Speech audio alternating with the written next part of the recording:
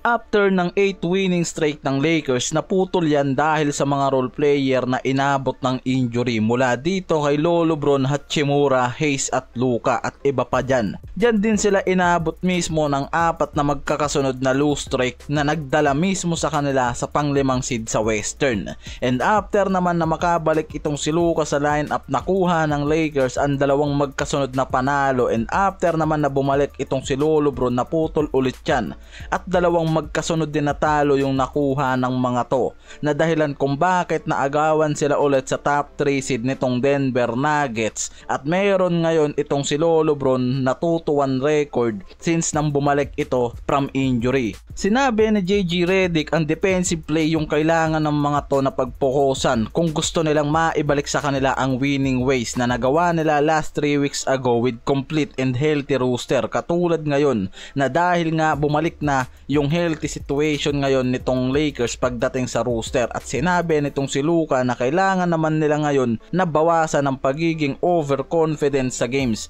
dahil napapansin nga nito na masyado nang nagiging kampante ang Lakers sa pagpasok ng postseason games na to. Sa nangyaring laban ng Lakers kontra dito sa Indiana Pacers na pang-4 naman sa seed ng Eastern Conference, nagawa nilang talunin yan gamit ng isang kalamangan sa pagpasok ng 5 second ng 4th quarter dahil sa tip-in nitong si Lolo Bron. Merong 3-7 ang Lakers sa last 10 games nila, na mismo yan ang pinangangambahan dahil nga bumabagsak ang Lakers sa Western dahil sa sunod-sunod na problema nga na inabot ng mga to mula sa inconsistency nila. Yung laban din na to kontra sa Pacers, yung isa sa worst game para dito kay LBJ. Sa first quarter kasi meron lang tong 2 points at 5 rebounds at 3 assists. Yan lang yung natalangan nitong si LBJ. Mula kasi first to third quarter, kita naman na sobrang nahirapan nga raw itong si Lolo Bron na makakuha ng magandang shooting percentage, at meron lang siyang 3 points sa pagpasok ng third quarter, at galing pa mismo yung isa dyan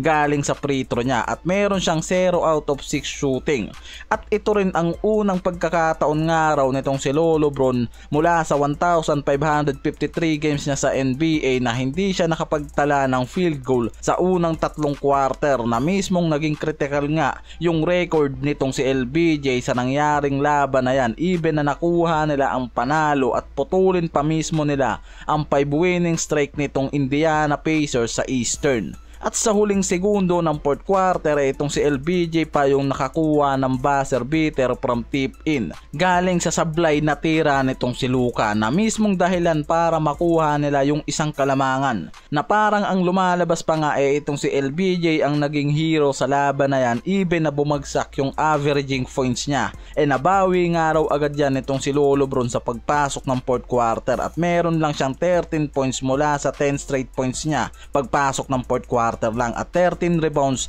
at may 7 assists na naitawid pa nga nito yung critical na sitwasyon niya sa dulo, dahil mula sa 4 out of 12 from the field na ginawa nito sa overall game, na mismong dahilan kung bakit nasabi ng mga analysts na ito yung worst game nitong si LBJ na nangyari. Meron ng 3 games itong si LBJ since nang bumalik to mula sa injury, at 2-1 record ngayon ang Lakers nang hawak na ulito ni LBJ, at pang-4 pa rin sila dyan sa Western Conference. Ang Lakers kasi ngayon after na talunin ng Pacers, meron ng record na 44-28 win-loss record, at ayon mismo dito kay LBJ sa isang podcast dito kasama si McAfee, na nagbigay pa ito ng isang matinding opinion sa bagong dynamic nila nitong si Luka, at sinabi nitong si LBJ yung isa sa mga kailangan ngayon ng team niya para makabalik sa winning ways at magtagumpay ngayong season, at kailangan ng mga to na makakuha ng malaking adjustment sa isa't isa at magkaroon ng magandang chemistry pa